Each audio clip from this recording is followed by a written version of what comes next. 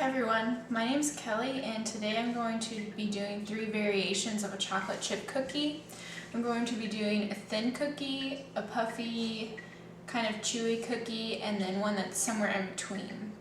And the ingredients I'm going to be using today are butter flavored shortening, and that's going to go into the puffier cookie, chopped pecans, light corn syrup, which is going to go in the thin cookie. It's going to contribute to crispiness and browning. Vanilla will go in all of them. Butter will go in all of them, but it's going to be used exclusively in the thin cookie because it melts more quickly and spreads out faster. Store brand granulated sugar, Great Value baking powder, Great Value brown sugar, Great Value baking soda, King Arthur cake flour, which is going to be for the lighter, puffier cookies, and Pillsbury bleached all-purpose flour. So first I'm mixing my dry ingredients together, the flour, baking soda, and salt. And I'm making the thin and crispy cookies first, although this step is the same for all of them. And the recipe says to sift the dry ingredients together, but I didn't have a sieve that had the right size holes, so I'm just going to whisk it really well. And this is important because you don't want baking soda bubbles or pockets because they can be really bitter tasting. Okay, so I've creamed together 10 tablespoons of room temperature butter, half a cup of white sugar, 1/3 cup of brown sugar, and it's important to pack your brown sugar to be consistent because it has kind of a fluffy texture. And this creaming step is really important for any baked goods that you want to rise at all, because the leaveners that you add, they don't actually create the bubbles and the airiness, they just increase the size of the bubbles that you whip in this first step. So I'm making a thin and crispy cookie first, so this probably isn't as important for that one, but it will be really important for the fluffier cookies that I make later.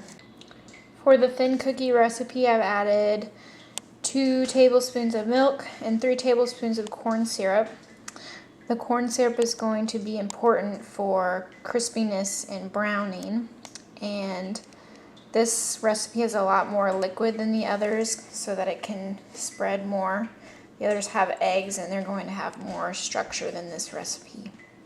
So now I'm going to mix these together. I've also added vanilla in with the wet ingredients, and I think that's my favorite part because it really smells good.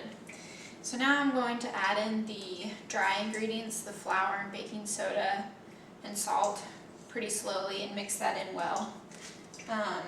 In this recipe, baking soda is used, whereas the others use baking powder. And part of that is baking soda contributes to browning a lot more than baking powder. It's more strongly basic, and that aids in the Maillard reactions that we talked about in class, that the teacher talked about. So now I'm going to add this in slowly and start mixing. So now I've got a nice soft and fluffy dough. And although I don't like thin and crispy cookies myself, they're okay, they're just not my preference. It's kind of cool that this dough doesn't have egg, so I can feel a little less guilty when I eat it raw. I also have the toasted pecans and chocolate chips. So now we're going to mix that in and we'll have our finished dough. These cookies are ready to go into the oven. It's preheated to 370. I actually put these in the fridge for about 8 minutes. They are supposed to spread, but the dough is just so soft that I was worried that they would run everywhere, so I just cooled them a little bit. So now I'll put these in and set the timer for 12 minutes, but I'll keep an eye on them. So the cookies have been in the oven for 10 minutes, and They're light brown around the edges and on the top, so I think these are done. They didn't spread as much as I thought they would, so maybe I shouldn't have refrigerated them, but they look and smell really good. So I'm gonna let these cool for a few minutes and see how crispy they are. While the other cookies are cooling, I'm going to start on the puffed cookie recipe. This recipe calls for shortening and brown sugar. The shortening, it helps give a puffier cookie because it stays more solid over a larger temperature range than butter and allows the proteins to set up in the cookie and give it structure before the shortening melts. So it's gonna have more height and structure. And the brown sugar is gonna keep the cookie moist. White or table sugar crystallizes faster than brown sugar, and so it will make the cookie crispy, but this brown sugar will keep the puffed cookie moist. Besides the cookie or the chocolate chips and pecans, this is all the ingredients, well, in the flour. So this puffed cookie recipe has an egg for its liquid content, and the egg is going to set up when the cookie's baking and give it some structure to hold in the air bubbles. So I'll beat this and then add in the flour slowly, and then the chocolate chips and toasted pecans. These are the cookies from the puffy recipe. I actually did chill them because that's going to help the egg set up before the shortening just starts to melt and run, and that's going to help the cookies be taller and puffier. So now I'm going to put these in the oven for 12 minutes again, but I'm going to keep an eye on them. Cook these cookies out after 10 minutes as well. They have nice brown edges, and these are definitely much more puffy than the first batch. This is a cookie from the first batch, and you can see that these rose a lot more. So I'm gonna let those cool as well, and I'm working on the final one, which is an in-between recipe. There's 5 tablespoons of butter and 5 of shortening. There's going to be some brown sugar and corn syrup. So overall it's going to be an in-between. So I'll let those cool and get the final batch cooking, and then we can compare.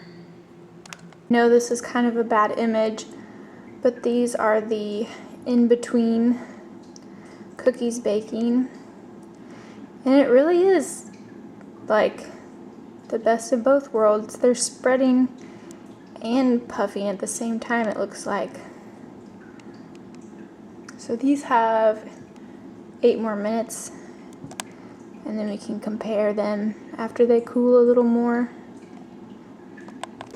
Here are the 3 cookies, well, from each batch. On the left is the thin and crispy cookie. In the middle is the in-between cookie, and on the right is the puffy cookie. And they really live up to their names. They all have a nice brown bottom.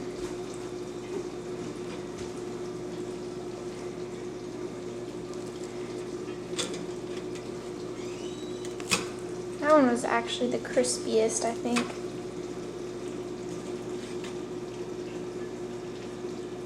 So the in-between cookie has the crispy qualities, and it's a little thicker.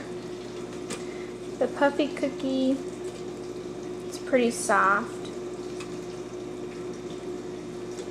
I think they all turned out really well. Pretty true to their names, like I said. I actually expected the thin and crispy cookie to be thinner. If you had wanted that, you could do a number of things. I actually chilled all of these for a little while, but if I hadn't have chilled this one, it probably would have spread out and been thinner and crispier.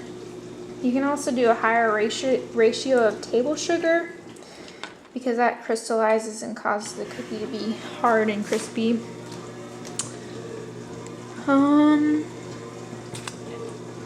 Another thing to mention is that I use the same pan for all of them just to have that variable constant. And while I was making each batch of cookies, it had time to cool in between so that I wasn't just putting cookies onto a hot tray. But I think that's all. They turned out pretty well, and it's clear that the change in ingredients really did make a difference.